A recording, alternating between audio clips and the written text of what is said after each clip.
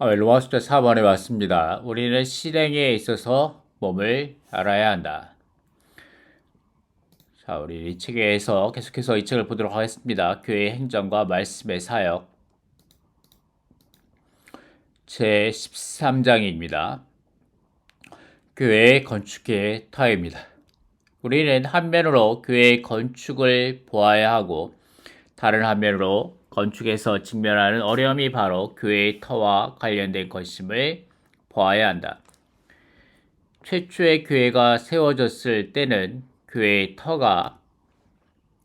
터의 문제가 전혀 발생하지 않았는데 그것은 초기에는 많은 교파들로 나누어지는 문제가 없었기 때문이다. 예루살렘의 성도들이 함께 건축되어 예루살렘에 있는 교회가 되었고 에베소의 성도들이 건축되어 에베소에 있는 교회가 되었다. 그러나 오늘날 이 문제는 너무나 심각해져서 타이베이를 예로 든다면 타이베이 한 도시의 침례교, 장로교, 루터교 등의 예배당에 있어서 타이베이에는 많은 예배당들이 숲을 이룬 도시가 되었다. 건축의 터는 그리스도의 신장의 분량에 많고 적음에 있지 않음. 우리는 한면으로 교회를 건축할 필요가 있고 또 한면으로 이 건축의 터를 주의해야 한다. 스팍스 형제는 그리스도의 신장의 분량의 정도를 표준으로 삼아서 어떤 지방에서 그리스도가 많은 단체가 그 지방의 다른 단체와 연합할 수 있다고 여겼다. 나는 스팍스 형제 면전에서 그의 이러한 견해를 반박한 적이 있다. 당신은 천주교의 한 성당에 가서 그들 가운데에는 그리스도가 조금도 없다고 말할 수 없다. 최소한 천주교는 성경을 인정하고 삼위일 하나님을 인정하며 예수 그리스도께서 하나님의 아들로 처녀 마리아에게서 태어나 십자가에 못 박혀 죽으셨고 우리의 죄를 구속하기 위해 피를 흘리셨으며 죽음에서 부활하시어 하늘로 승천하셨다는 것을 인정한다. 이것들 모두가 천주교 안에 있는 전통적인 신앙이다. 천주교 안에 있는 몇몇 구원받은 사람들은 확실히 매우 경건한데 심지어 우리보다 더 경건하다. 그렇다면 그들에게 그리스도가 있으므로 우리는 그들에게 가입해야 하는가? 그렇지 않으면 그들의 그리스도가 충분히 많지 않다고 생각하고 다시 그리스도가 더 많은 교회를 세워야 하는가? 게다가 스팍스 형제의 견해에는 어떤 그리스도인의 단체에 그리스도가 많은지 적은지를 판단할 수 있는 확정적인 표준이 없다. 우리가 믿고 실행하는 교회의 터. 최근 어느 서양 형제가 스팍스 형제의 영향으로 인해 여러 가지 의문들을 제기했다. 그의 첫 번째 질문은 우리는 오직 우리만 교회이고 다른 사람들은 교회가 아니라고 말하는데 왜 그렇게 말하는가? 또한 교회는 지방적인 행정의 문제를 어떻게 다루는가이다. 나는 우리가 이 몇 년 동안 보고 믿고 실행하고 견지하고 있는 것들에 대하여 그에게 이야기해 주었다. 그 내용은 세 가지 요점으로 귀결된다. 첫째, 우리는 교회가 우주적으로 유일하다는 것을 믿는다. 둘째, 우리는 교회가 각 지방에서 출현할 때에도 하나여야 한다는 것을 믿는다.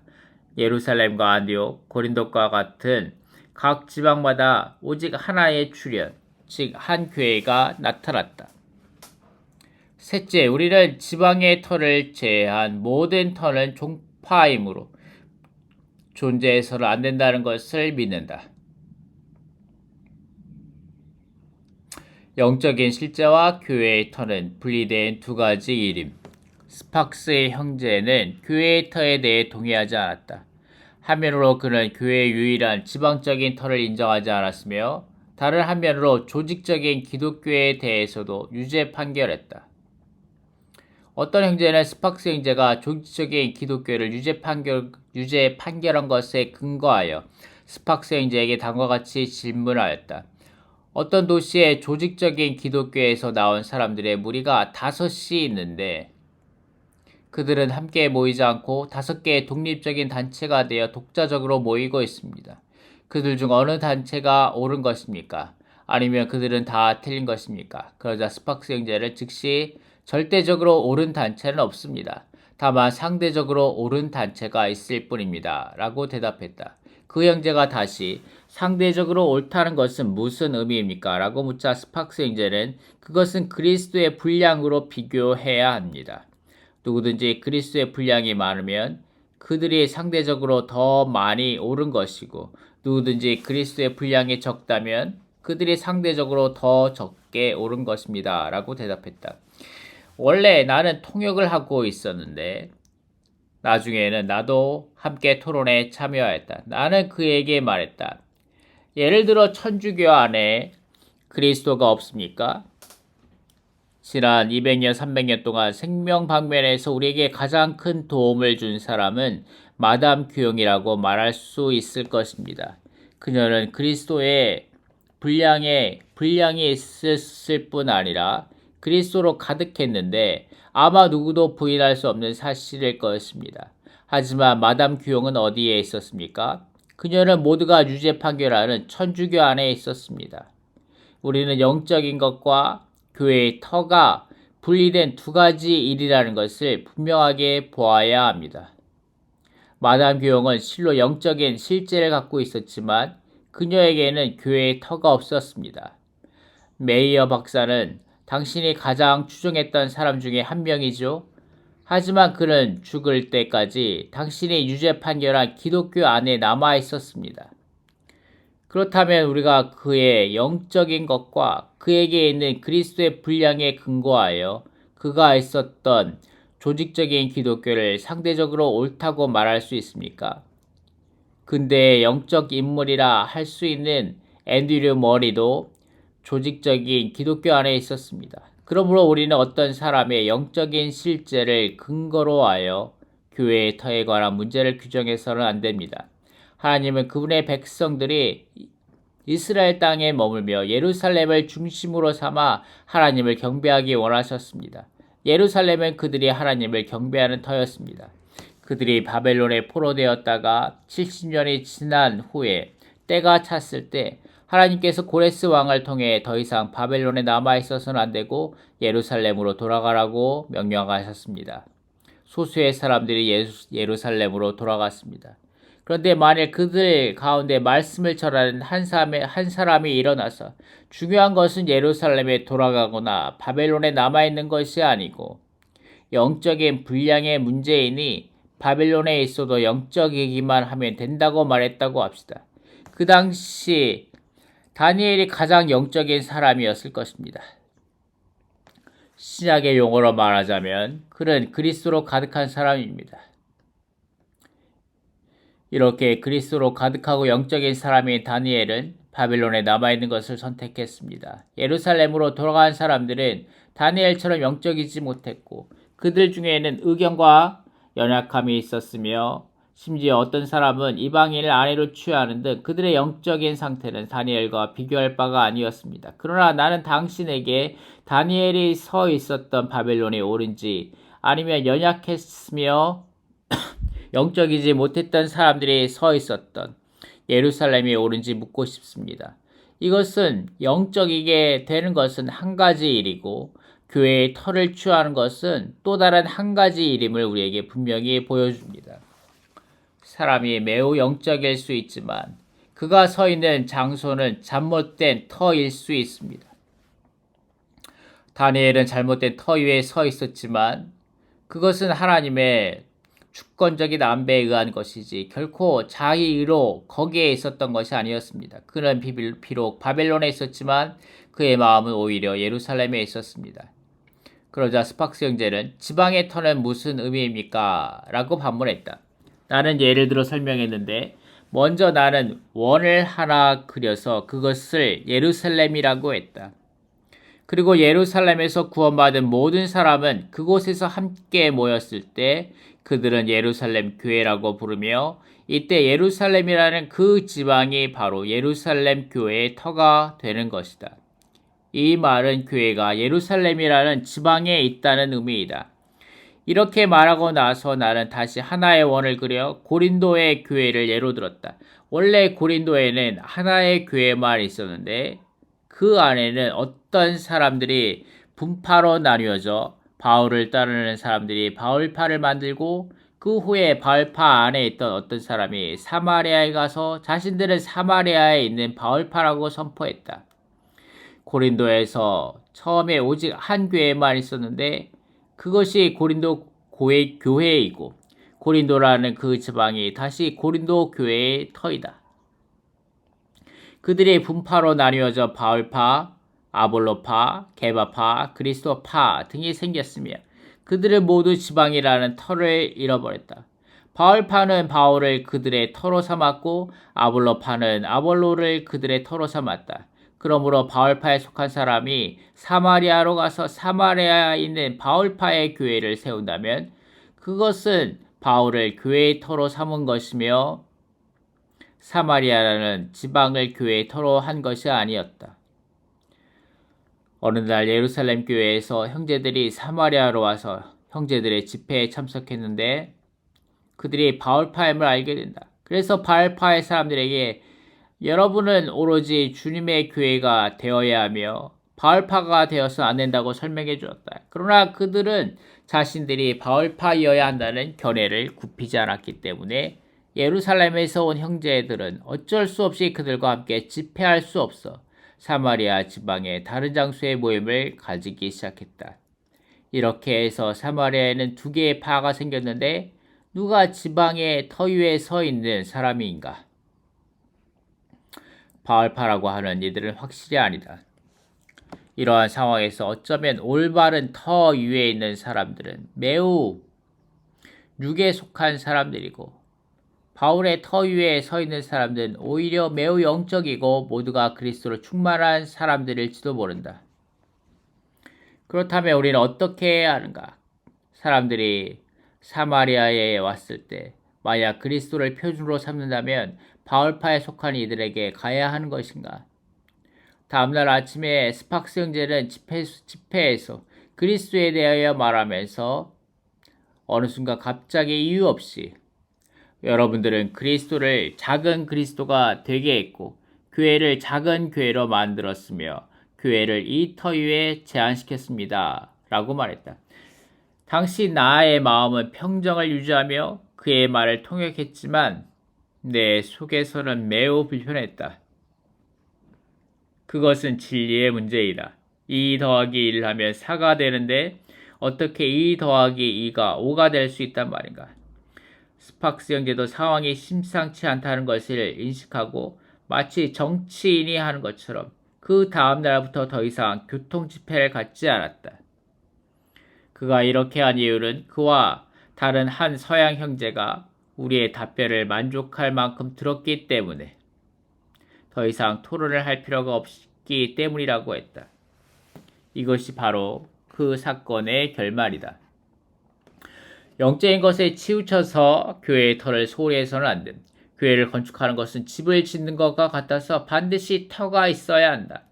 스팍스 형제는 영적인 것에는 좋은 많은 주의를 기울였지만 터의 문제를 소홀히 했는데 아노크에서 그의 일은 매우 영적이었지만 터의 문제를 소홀히 했기 때문에 주님께서 그분의 보일러 우리가 그의 일에 대하여 노라는 것을 덮어주시길 바란다. 그의 일은 더 이상 발전이 없었다. 그들이 터의 문제를 소홀히 하고 영적인 것을 중시했기 때문에 많은 사람들이 런던의 아노크의 집회에 참석하여 영적인 일들을 배우고 또 실질적으로 영적인 도움을 얻을 수 있었지만 그 후에 사람들이 그곳을 떠날 때 그들은 갈 곳이 없었다. 원래 런던은 좋은 형제의 모임이 있었던 곳이고 펜톤도 그곳에서 모였었다. 적어도 이 모임들은 모두 조직 안에 있지 않았다. 왜 스팍스 형제는 그들과 함께 있지 않고 그들과 분리되어 런던의 아노오크에 별도로 다른 모임을 가졌는가? 이것은 터의 문제이다. 아마도 스팍스 형제는 그곳의 모임들이 영적이지 않았기 때문이라고 대답할지도 모른다. 만약 그렇다면 아노오크를 떠나 다른 곳으로 가는 형제들은 어디로 가서 집회를 해야 하는가? 장로교로 가야 하는가? 만약 장로교가 영적이지 않다면 침례교로 가야 하는가? 만약 침례교가 영적이지 않다면 스팍스 형제의 발자취를 따라 또 다른 모임을 가져야 하는가? 영적인 것은 상대적이지만 반대로 터의 문제는 절대적이다. 우리는 한면으로 스팍스 형제의 도움을 얻었으며 그가 가진 영적인 그의 분량을 존중하는데, 이는 우리가 마담 교영으로부터도 도움을 얻으며 영적인 방면에서 그녀의 분량을 존중하는 것과 같다. 그러나 또 다른 면에서 우리는 마담 교영이 서 있던 터에 대해서는 절대적으로 인정하지 않는데, 이 원칙 또한 동일하게 스팍스 형제에게 적용되어야 한다. 우리는 실로 스팍스 형제의 영적인 분량에 대해서는 탐복하지만 그가 견지하는 교회의 터에 대해서는 결코 정당하다고 인정하지 않는다. 우리는 그가 고쳐져야 한다고 말하는 것을 받아들일 수 없으며 오히려 그의 견해를 정당하다고 인정할 수 없다. 이것은 절대적으로 진리의 문제이다.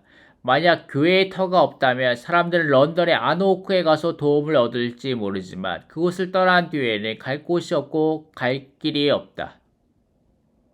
왜냐하면 그들에게 영적인 것은 있지만 터가 없기 때문이다. 그러므로 사람들이 아노크를 떠나 다른 지방으로 가게 되면 방랑하는 사람이 된다. 우리는 우리의 형제들을 그들처럼 방랑하는 별이 되거나 정착할 곳이 없는 사람들이 되게 해서는 안 된다. 만약 오늘 대만에 있는 50여 곳의 교회들이 모두 영적인 것들을 추구한다면 어려움과 위기에 봉착하게 될 것이다. 스팍스 형제는 영적인 것을 강조했는데 영적이라는 것은 너무나 주관적인 것이다. 그가 런던의 아노크에서는 그렇게 할 수 있었지만 런던에서 일하는 방식을 가져와서 동양을 런던처럼 바꾸려고 해서는 안 된다. 이렇게 바꾸려고 시도하는 것은 우리의 일 전체를 와해시킬 수 있고 우리를 수많은 종파들과 같은 상황으로 떨어지게 할 것이다. 지방의 터 위에 굳게 서서 진리의 길 위에서 행함. 우리가 이러한 일들 여러분에게 설명해 주지만 여러분들은 아마도 우리의 의도를 분명하게 이해하지 못할지도 모른다. 내가 이러한 일들을 말하는 것은 장래 우리가 각지에서 이 문제에 직면하게 될 때를 위한 것이다. 오늘 온 땅에서 구원받은 사람들이 동서남북 각지에서 와서 함께 모임으로 각양각색의 사람들이 다 있을 것이다. 당신과 내가 주님의 교회를 건축하고자 한다면 무엇을 가리켜 교회의 터라고 하는지를 반드시 이해해야 한다. 그렇지 않다면 건축은 불가능한 것이다. 물론 우리는 서양 사람이라면 무조건 거절하는 배타적인 실행을 취할 수는 없으며 여전히 그들의 것을 받아들여야 하고 또 그들이 형제임을 인정해야 한다. 이 시점에서 우리는 어떻게 서양의 것들에 대하여 대처하고 처리하며 그들을 대할 때 어느 정도까지 받아들여야 할지에 대해서는 분별이 필요하다. 그렇지 않다면 우리가 하는 일들은 맷돌로 콩을 가는 것과 같을 것이다. 이 말은 두부를 만들기 위해 맷돌로 콩을 깔 때 물을 너무 많이 부어서 갈아 넣은 콩가루를 남김없이 쓸어가 버리는 것에 비유할 수 있다. 만약 우리가 이 길에 대하여 다툴 필요가 없고 기독교의 교파처럼 그런 것을 따지지 말고 관대해야 한다고 생각한다면 우리는 시간을 낭비하며 교회의 터를 위하여 쌓을 필요가 없이 그러한 길을 가면 된다. 그러나 우리는 모든 하나님의 자녀들이 그러한 길은 하나님의 길이 아니며 또한 건축도 없다는 것을 알기를 원한다. 그들은 기껏해야 사람들을 구원받게 하고 그들이 영적으로 어느 정도 온전하게 되도록 할 수 있을 뿐이다. 지난 30년 동안 주님은 우리에게 교회가 건축되기 위해서는 한면으로 영적으로 온전하게 하는 것을 붙잡아야 하고 다른 한면으로는 터의 문제를 붙잡아야 한다는 것을 보여주셨다. 단지 영적이기만 하고 터가 없다면 건축할 수 없고 형제들은 갈 길이 없다.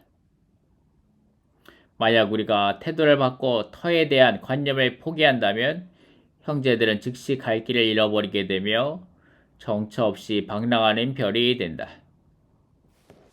또한 모든 일에는 그 일의 원리와 정해진 법칙이 있다. 만약 우리가 진리의 길을 가지 않는다면 자연히 다른 사람이 그 길을 갈 것이다. 어느 날 진리의 길을 간 사람이 우리를 책망한다면 우리는 할 말이 없을 것이다. 우리는 그 책망을 견딜 수 없을 것인데 그 이유는 우리가 진리 위에서 행하지 않았기 때문이다.